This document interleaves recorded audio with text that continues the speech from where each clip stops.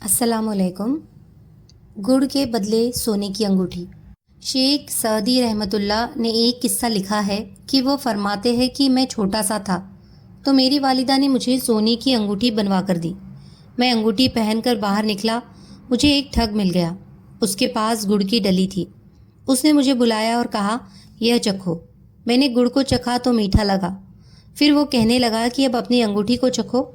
जब मैंने अपनी अंगूठी को चखा तो कुछ लज्जत महसूस नहीं हुई।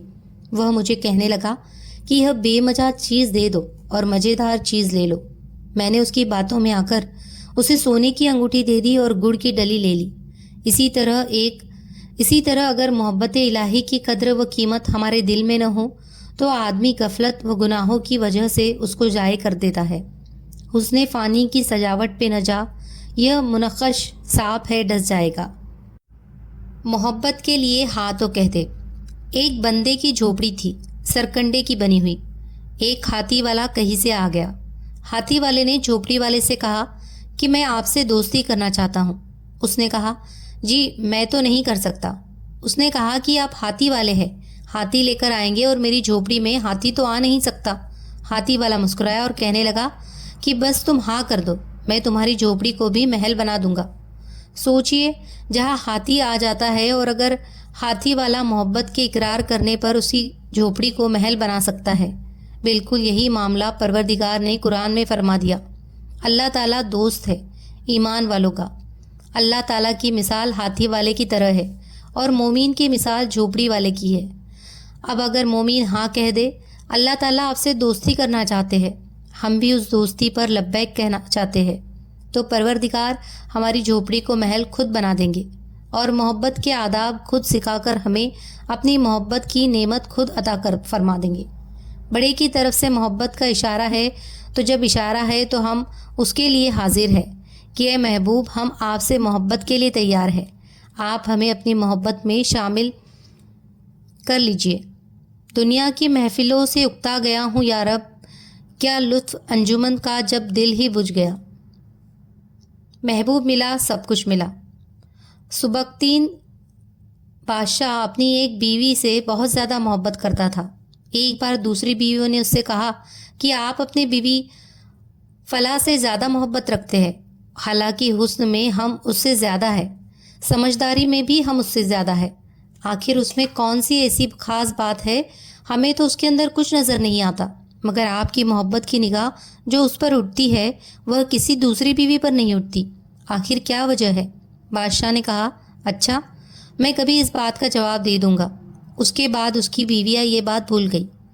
एक दिन सुबक्तीन ने अपने घर के सहन में बैठकर कहा कि आज मैं अच्छे मूड में हूँ, इसीलिए मैं चाहता हूँ कि मैं तुम में से हर एक को एक अच्छे इनाम से नवाजूँ। वे ये बात सुनकर खुश हुई कि आज हमें शाही खजाने से इनाम मिलेगा। सहन में सोने, चांदी और जवाहरात के ढेर लगा दिए गए। बादशाह ने सबको बुलाकर कहा कि इस सहन में जो चीज़ें पड़ी हुई है उनमें से जिस चीज़ पर जो बीवी भी हाथ रख लेगी उसको हर चीज़ इनाम के तौर पर दे दी जाएगी। चुनांचे जिस वक्त मैं इशारा करूं तुम दौड़कर अपनी पसंद की चीज़ पर हाथ रख लेना। बीवियाँ तैयार हो गई और उन्होंने अपनी अपनी पसंद की चीज़ों पर निगाह जमा ली। किसी ने याकूत के ऊपर, किसी ने हीरे के ऊपर, किसी ने सोने के ऊपर, किसी ने चांदी के ऊपर। बादशाह ने इशारा किया तो बीवियों ने दौड़कर अपनी अपनी पसंदीदा चीज़ों पर हाथ रख लिए, लेकिन वह बीवी जिस पर उसकी मोहब्बत की ख़ास नज़र रहती थी वह अपनी जगह खड़ी रही। जब सबने देखा कि हमने कीमती चीज़ों पर हाथ रख लिए मगर इसने किसी चीज़ पर हाथ नहीं रखा तो वे हंसने लगी और बादशाह से कहने लगी, बादशाह सलामत, हम कहा करती थी कि यह बेवकूफ़ है और इसके अंदर अक्ल की कमी है, और आज इसकी अक्ल की कमी खुलकर सामने आ गई। यह तो बस सोचती रही, लिहाजा आज इसके पल्ले कुछ नहीं आएगा। बादशाह ने उससे पूछा कि ए अल्लाह की बंदी, तूने किसी चीज़ पर हाथ क्यों नहीं रखा? वो कहने लगी, बादशाह सलामत, मैं पूछना चाहती हूँ कि आपने यही कहा है ना कि आज जो जिस चीज़ पर हाथ रखेगी वह चीज़ उसकी हो जाएगी। बादशाह ने कहा, हाँ यही तो मैंने कहा है। उसने यह सुना तो आगे बढ़ी और बादशाह के कंधे पर हाथ रख दिया और कहने लगी, बादशाह सलामत, जब आप मेरे हो गए तो सारा खजाना मेरा बन गया। बादशाह ने उसकी यह बात सुनकर अपनी दूसरी बीवियों से कहा कि देखो, اس کی عقل مندی اور محبت کی وجہ سے میں اس کے ساتھ زیادہ محبت کر رکھتا ہوں۔ اسی طرح جب انسان محبت الہی کو تھام لیتا ہے تو کائنات کی چیزیں اس کے لیے مسخر ہو جاتی ہے۔ عشق کی دیوانگی طے کر گئی کتنے مقام، عقل جس منزل پہ تھی اب تک اسی منزل پہ ہے۔ محبت الہی میں مولانا محمد علی ظہر رحمۃ اللہ سرشار۔ مولانا محمد علی ظہر رحمۃ اللہ قریب زمانے میں ایک بزرگ گزرے ہیں۔ ہمارے نقش بندی بزرگوں کے سائے میں رہے، ان سے تربیت پائی۔ اللہ تعالیٰ نے ان کے دل میں اپنی محبت بھر دی۔ دل میں عہد کر لیا کہ مسلمانوں کو جب تک آزادی نہیں ملے گی میں اس وقت تک قلم کے ذریعے سے جہاد کرتا رہوں گا۔ لہٰذا انگلینڈ تشریف لے گئے۔ وہاں اخباروں میں اپنے مضمون لکھتے تھے کہ انگریزوں کو چاہیے کہ وہ مسلمانوں کو آزادی دے دے۔ کلمی جہاد کرتے رہے اور یہ نیت کر لی کہ جب تک آزادی نہیں مل جاتی واپس گھر نہیں جاؤں گا۔ اسی حالت میں کئی بار ان کو تکلیفیں بھی آئی، جیل میں بھی ڈالے گئے۔ انہوں نے جیل میں کچھ اشعار لکھے، فرماتے ہیں، تم یوں ہی سمجھنا کہ فنا میرے لیے ہے پر غیب میں سامان میرے لیے ہے۔ توحید یہ ہے کہ خدا حشر میں کہہ دے یہ بندہ دو عالم سے خفا میرے لیے ہے۔ مرنے سے پہلے ابا جی کی زیارت۔ حضرت مولانا محمد علی ظہر رحمۃ اللہ کی بیٹی بیمار ہوئی۔ ڈاکٹر نے جواب دے دیا، جوان عمر کی لڑکی تھی۔ ماں نے پوچھا کہ کوئی آخری تمنا، کوئی آخری خواہش؟ کہا ابا جی کی زیارت کو جی چاہتا ہے۔ ماں نے خط لکھوا بھیجا۔ جوان عمر بیٹی کا خط پردیس میں ملا کہ میں اپنی عمر کی آخری گھڑیاں گن رہی ہوں۔ دل کی آخری تمنا ہے کہ ابا حضور تشریف لائے تو میں آپ کا دیدار کر لوں۔ کتنی بڑی بات تھی۔ حضرت کو وہ خط ملا۔ حضرت مولانا محمد علی ظہر رحمۃ اللہ نے اس خط کی پیٹھ پر 2 شعر لکھ کر وہ خط واپس بھیج دیا۔ بیٹی کو اس حال میں کیا جواب لکھا؟ وہ فرماتے ہیں، میں تو مجبور ہوں، اللہ تو مجبور نہیں۔ تجھ سے میں دور ہو، وہ تو مگر دور نہیں۔ تیری صحت ہمیں منظور ہے لیکن اس کو نہیں منظور تو پھر ہم کو بھی منظور نہیں۔ یہ کیفیت نصیب ہو جائے تو زندگی کا مزہ آ جائے۔ اللہ رب العزت ہمارے لیے اپنی یہ نعمت آسان فرما دے، آمین۔ محبت الہی کی برکت سے ہو گئے سب اپنے۔ شیخ عبد الواحد رحمۃ اللہ کی ایک بار میں نے اللہ تعالیٰ سے دعا مانگی کہ اے اللہ، آپ نے جنت میں جس کو میرے ساتھی بنانا ہے دنیا میں ہی میری اس سے ملاقات کرا دیجیے۔ فرماتے ہیں کہ مجھے خواب میں بتایا گیا کہ حبشہ کی رہنے والی ایک عورت میمونہ ہے جو جنت میں تمہاری ساتھی بنے گی۔ لہٰذا میں اس بستی کی طرف چل پڑا۔ جا کر بستی والوں سے پوچھا تو انہوں نے کہا کہ وہ تو بکریاں چراتی ہے اور اس وقت باہر کہیں بکریاں چرا رہی ہوگی۔ فرماتے ہیں کہ میں چل پڑا۔ جب میں نے بستی سے باہر نکل کر دیکھا تو حیران ہوا کہ بکریاں ایک ہی جگہ پر چر رہی ہے اور ادھر ادھر بھاگتی نہیں ہے، اور ایک عورت پیڑ کے نیچے کھڑی نماز پڑھ رہی ہے۔ جب میں نے غور کیا تو میں نے دیکھا کہ جہاں بکریاں چر رہی تھی وہاں اس چارگاہ کے کنارے کچھ بھیڑیے بیٹھے نظر آئے۔ ان بھیڑیوں کی وجہ سے وہ بکریاں کہیں باہر نہیں بھاگ رہی تھی اور ایک جگہ پر ہی چر رہی تھی۔ جب اس عورت نے سلام پھیرا اور مجھے دیکھا تو کہنے لگی، عبد الواحد، اللہ رب العزت نے ملاقات کی وعدہ گاہ تو جنت بنائی ہے، اسی لیے تم دنیا میں کیسے آ گئے؟ میں نے کہا کہ میں نے دعا مانگی تھی جو اللہ رب العزت کے یہاں قبول ہو گئی، مگر اب میں آپ سے ایک بات پوچھنا چاہتا ہوں کہ میں نے ایسا منظر تو کبھی نہیں دیکھا کہ آپ نماز پڑھ رہی تھی، بکریاں چر رہی تھی اور بھیڑیے بیٹھے ہوئے تھے اور وہ بکریوں کو کچھ نہیں کہہ رہے تھے۔ مجھے اس کا راز سمجھ میں نہیں آ رہا ہے۔ وہ کہنے لگی، عبد الواحد، یہ بات سمجھنی آسان ہے کہ جس دن سے میں نے اپنے پروردگار سے صلح کر لی ہے اس دن سے بھیڑیوں نے میری بکریوں سے صلح کر لی ہے۔ معلوم ہوا کہ فاذکرونی اذکرکم کا ایک مطلب یہ بنا کہ اے بندو، میں تم مجھ سے صلح کر لو، میں مخلوق کہ تمہارے ساتھ صلح کر دوں گا۔ ساری چمک دمک تو انہی موتیوں سے ہے، آنسو نہیں تو عشق میں کچھ آبرو نہیں۔ دربار الہی میں اہل محبت کی لاج۔ ایک بار مسلمان اور ایک عیسائی سفر کے ساتھی بنے کیونکہ دونوں ایک ہی منزل پر جانا تھا، لہٰذا سوچا کہ اکٹھے سفر اچھا گزرے گا۔ ابھی منزل پر پہنچنے میں 2 دن باقی تھے کہ دونوں کی سفر میں کھانے کا سامان ختم ہو گیا۔ آپس میں سوچ وچار کرنے بیٹھے۔ مسلمان نے سجھاؤ دیا کہ ایک دن آپ دعا کریں کہ کھانا ملے، دوسرے دن میں دعا کروں گا کہ کھانا ملے۔ عیسائی نے کہا پہلے آپ دعا کریں۔ لہٰذا مسلمان نے ایک طرف ہو کر اپنے پروردگار سے دعا مانگی تو تھوڑی دیر میں ایک آدمی گرم گرم کھانے کے تش لے کر آ گیا۔ مسلمان بہت خوش ہوا کہ اللہ تعالیٰ نے عزت رکھ لی۔ کھانا کھا کر دونوں چین کی نیند سو گئے۔ دوسرے دن عیسائی کی باری تھی۔ وہ دیکھنے میں بڑا سکون میں نظر آ رہا تھا۔ اس نے ایک طرف ہو کر دعا کی۔ تھوڑی دیر میں پہلے دن سے دگنا کھانا آیا۔ عیسائی کی خوشی کی حد نہ رہی، مگر مسلمان اپنے دل میں بہت پریشان ہوا۔ اس کا جی ہی نہیں چاہتا تھا کہ کھانا کھائے۔ عیسائی نے دیکھا تو کہنے لگا، آپ کھانا کھائے تو میں آپ کو 2 خوشخبریاں سناؤں گا۔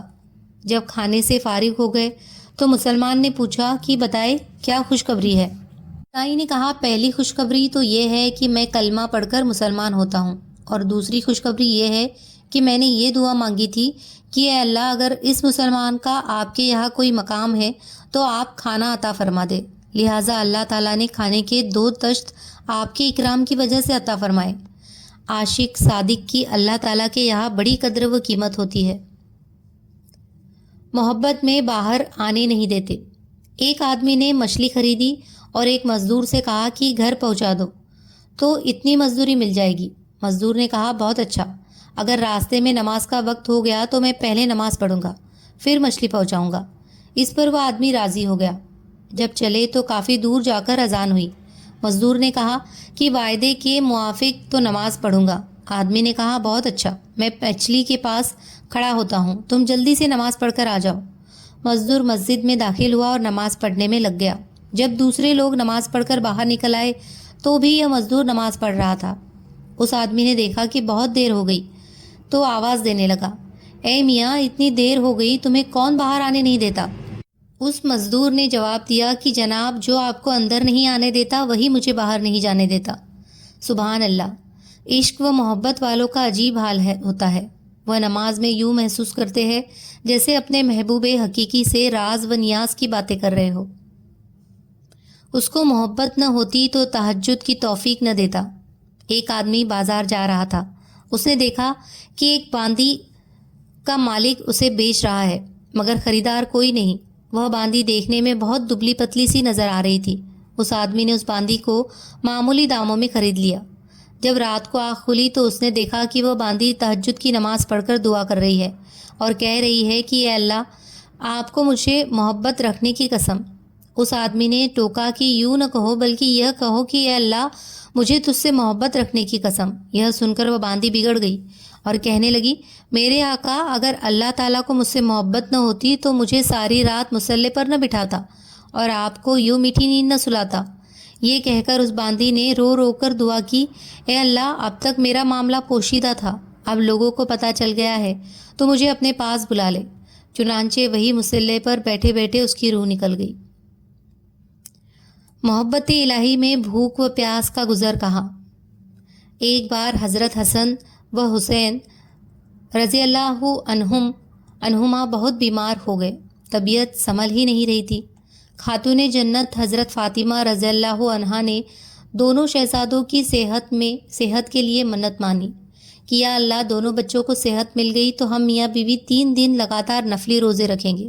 اللہ تعالیٰ نے اپنی رحمت خاص سے دونوں شہزادوں کو صحت عطا فرما دی۔ چنانچہ حضرت علی اور حضرت فاطمہ نے روزے رکھنے شروع کر دیے۔ جب افطار کا وقت ہوا تو دونوں کے پاس صرف ایک روٹی تھی۔ اتنے میں دروازے پر دستک ہوئی۔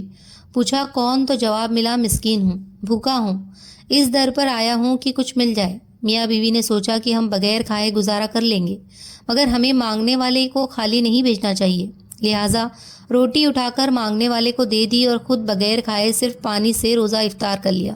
صبح سحری بھی صرف پانی پی کر ہوئی۔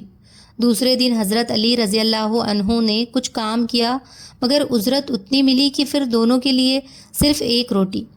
جب افطاری کا وقت قریب آیا تو پھر دروازے پر دستک ہوئی۔ پتہ چلا کہ ایک یتیم سوالی بن کر آیا ہے اور کچھ کھانے کے لیے مانگ رہا ہے۔ میاں بیوی نے سوچا کہ ہم آج پھر کھائے بغیر گزارا کر لیں گے مگر یتیم کو انکار کرنا ٹھیک نہیں، لہٰذا روٹی یتیم کو دے دی گئی اور خود پانی سے روزہ افطار کر لیا۔